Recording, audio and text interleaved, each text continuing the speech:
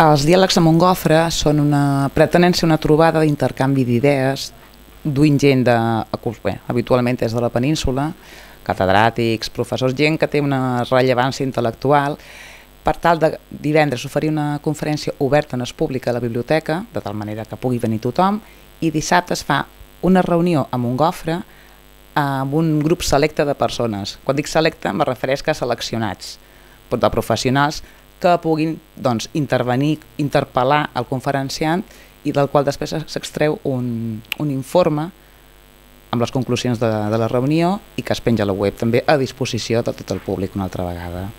Es fan un cop al mes, habitualment. Fem una aturadeta a l'estiu, però bé, començàvem al setembre-octubre fins al juny, més o menys. El criteri acostuma a ser, per una banda, aquesta gent la selecciona habitualment el patronat.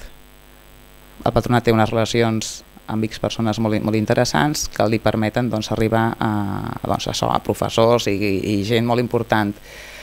No hi ha un criteri establert realment, és a dir, no ens proposem aquest any parlarem d'economia i de territori, per exemple. Van sortint una miqueta també, a vegades també fins i tot propostes que ens han arribat de fora. En aquest cas em penso que les Heres és una proposta que ens ve donada.